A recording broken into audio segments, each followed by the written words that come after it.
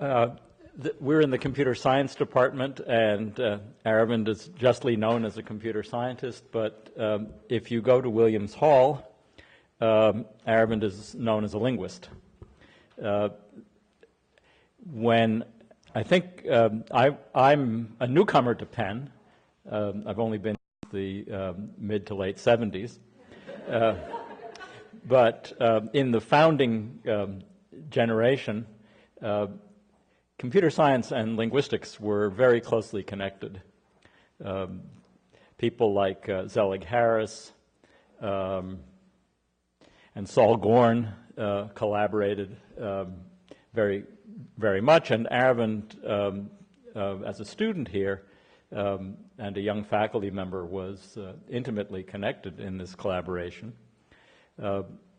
This connection faded out, and when I arrived, I think the relationship between the departments was weak, but then it picked up again.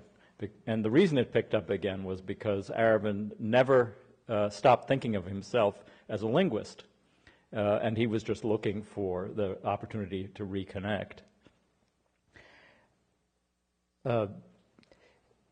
I was introduced to Aravind by Ellen Prince, and I want to bring her name up here because it's for those of us who knew her, it's a bit of a sad thought that she's not here. If she were, she would be standing in my place, and justly so. Ellen was a person who had tremendous affection and respect for Aravind, and if it weren't for her very high opinion of Aravind and his work, I probably would never have considered working with Aravind. We all know that she worked in pragmatics, and she made a lot of use of centering theory. She was not, as she would have told you, a syntactician. So that part of Aravind's work thinking about it and so on, fell to me. I was pleased to discover from talking to Barbara Gross that I'm not the only person who has trouble with his memory. I remember I remember very, very clearly, I think, the first occasion on which I met Aravind, but I don't remember what year it was in. It was probably in 1980. It might have been 1981. In any case, what I remember is that Aravind gave a talk to a group of people who may have been the seminar in cognitive science that Lynn just mentioned. It was, I think, sponsored at that time by the Sloan Foundation. And Aravind gave a talk on tree-adjoining grammar. And I had, of course, never heard of tree-adjoining grammar. That's actually fairly amazing because I got my PhD from MIT. So there are a lot of connections in our fields that get forgotten or go underground. It's important to bring them back up. Aravind has always been very clear about the connection between his work and Chomsky's work, but linguists, I think, don't sufficiently appreciate those connections. In any case, Aravind gave a talk on tree-adjoining grammar, and I sat and I listened to it.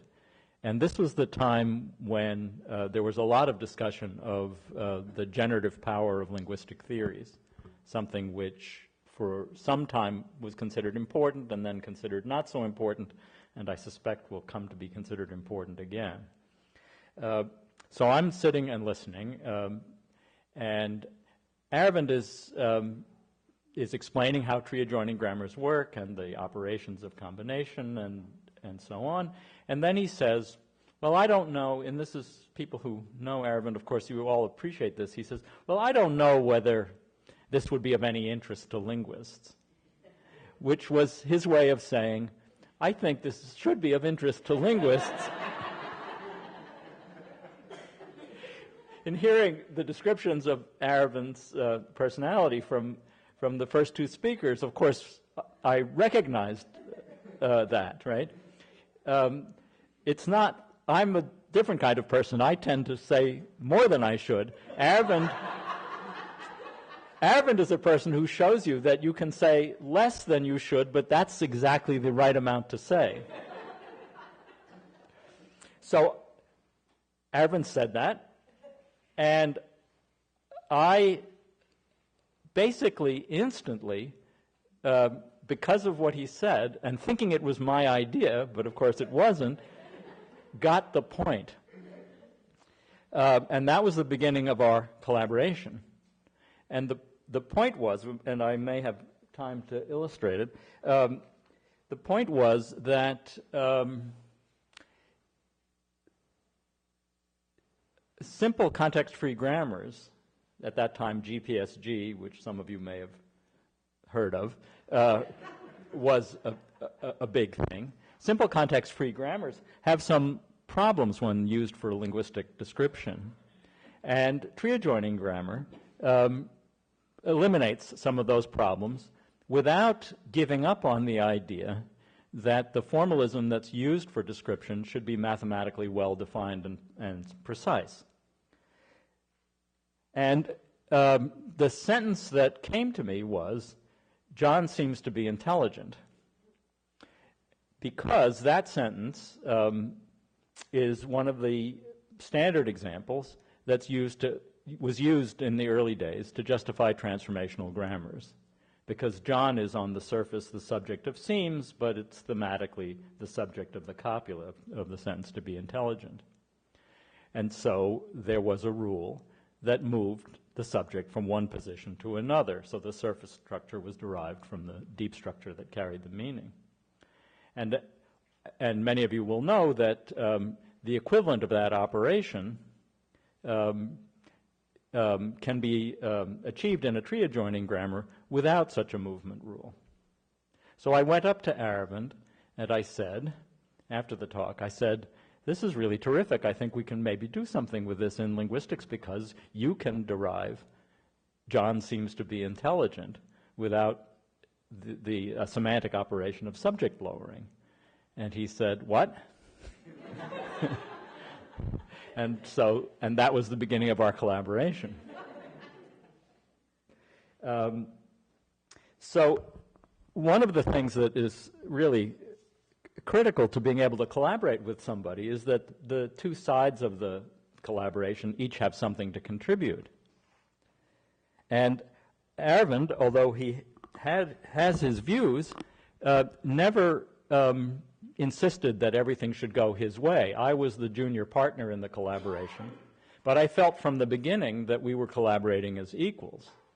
It's only as I got older that I realized that it's a bit of a trick for a senior faculty member to collaborate with a junior who doesn't have tenure and is in another department and make that person feel that they're full partners in the enterprise.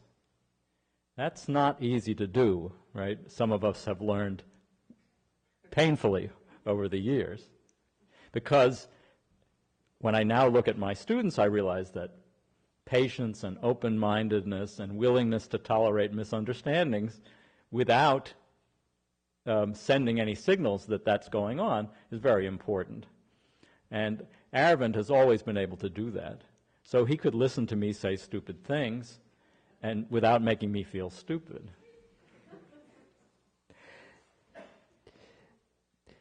The previous two speakers have mentioned, and I have to mention it again, in a way it's a bit repetitive, but it's so important, that Aravind is a very, very generous person. He's intellectually generous and spiritually generous. And that is the heart of that. That generosity goes to the heart of any work that you do with him. And it brings out the best in you.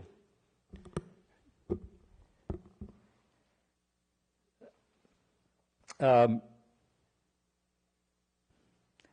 didn't always understand what Aravind was saying. And even when I did, I didn't always agree with him. And yet, misunderstandings and disagreements didn't cause the relationship to fracture or even to be under strain because of the way that Aravind presents himself and the way that he interacts with you. Now, I served on the search committee that chose Mitch for the RCA professorship, and Aravind was, of course, the chair of that committee. And being involved in that search was extremely valuable to me in my own later career, because again, Aravind was looking to do something that would strengthen the NLP component of the computer science department really substantially. And he could have imposed his views on the search committee quite easily, but that's not what happened. What happened was he drew out the members of the committee so as to improve the final outcome of the search. And I think the history of the department shows that the committee did a pretty good job.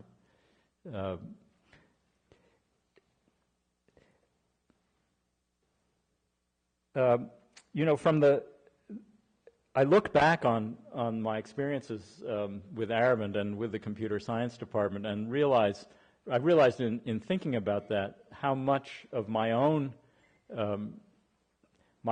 life on the faculty was influenced by what I saw there. From the time that I first got to know the computer science department, I was impressed by the quality of the staff, by people like Estelle Taylor and Tricia Yanuzzi and everybody else. I know Ellen was very impressed by this and pointed it out to me. So you work with people, and if they're competent and intelligent and friendly and efficient, you can get used to that. And you figure, well, that's just nice and it's good luck. It was only later that I realized that it wasn't luck at all, that Aravind, as chair of computer science, had created an atmosphere in which people were encouraged to be friendly, intelligent, and efficient. And so when you go into another organization, I will mention none, where you don't find that atmosphere, you realize that maybe it's not the people that you're working with, but the atmosphere that's been created by the leadership that's at fault. Those of us who had the good fortune to work with the computer science department in Aravind's years, and since then, because the culture has remained remarkably strong, I think have Aravind to thank for a lot of the positive aspects of that experience.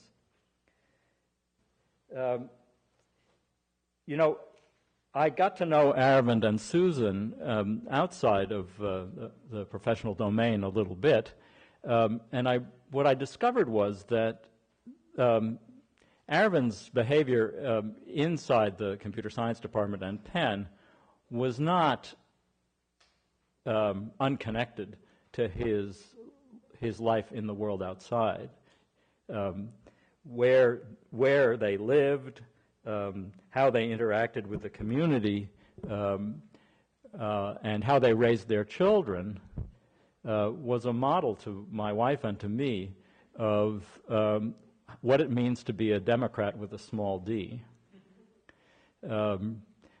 And this isn't something that will come up a lot, perhaps, in today's papers and discussion, but it's not. It shows that there really is. There's a matter of the sort of heart of a person, the essence of a person, and it shows up in different domains. I'm not intimately acquainted with Aravind's history and family life, but what I did see of it was of a piece with what we see in the professional domain. Now, I haven't been keeping track of the time. Okay. Now, what I will... I need help? How do I get...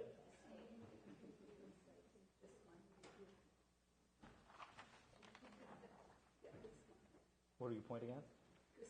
This keyboard? How do I get the click to exit? Is this the mouse? Yeah, and then we want to get back to the desktop. Okay.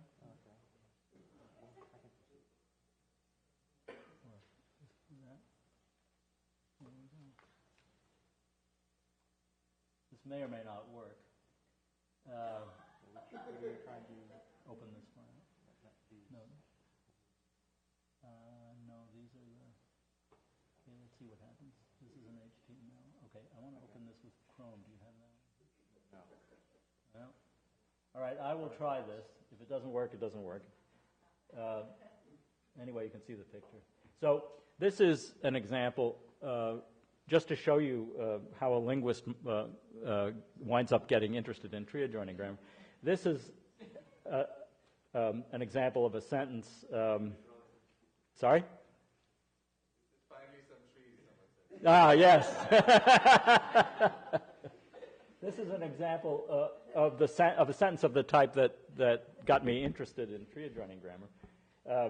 It's a little bit of an odd sentence, but the point was that to show you that this subject, no bones, is an idiomatic subject of make bones about something in the passive.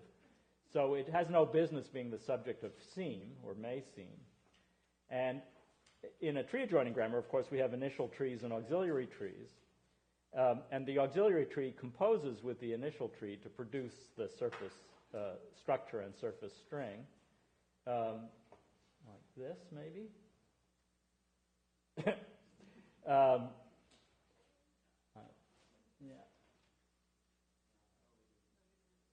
Yeah, okay, sorry. Anyway, it works with Safari and Chrome, and this is running Firefox. I recommend that browser be added. Some other browser be added. I apologize for that. Oh, that's nice. Okay, so you might the no bones in the previous sentence is on the left, the upper left edge of the clause, and when you insert the auxiliary tree, it pushes that upper left edge up. Many years after we started working on tree adjoining grammar together, people started talking about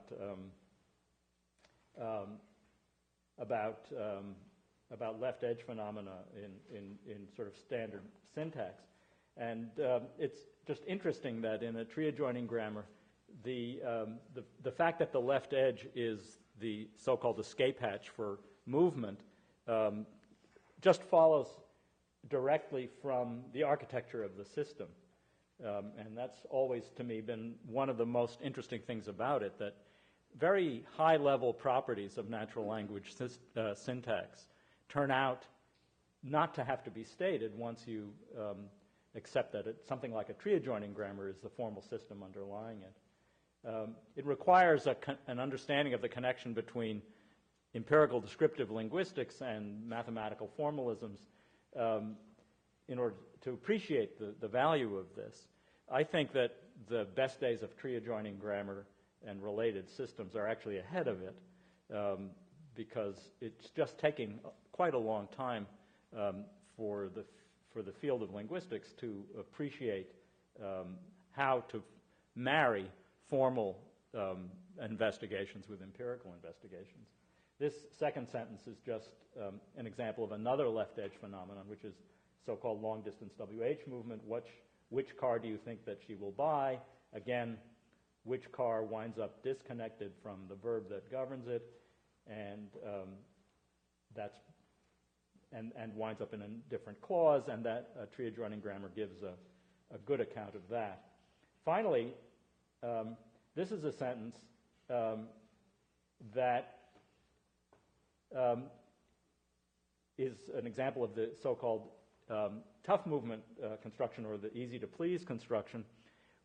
Aravind and I wrote a chapter in our original report on tree adjoining grammar for linguistic description on this construction, but we didn't use it. We left it out of the report as it was released, and the reason for that was that there were certain opinions about what the structure of an infinitive was like that made it really impossible to get a clean tag analysis in our terms then of the construction. Interestingly, and this is what you would hope from a theory that has something to offer, the opinions about the structure of infinitives have changed, and more recent opinions about the structure of infinitives make the tree adjoining grammar analysis work just fine, and turn this construction into another standard example of a left edge movement.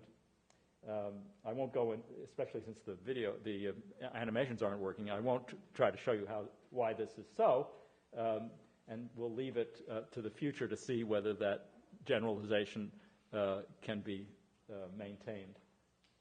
Thank you.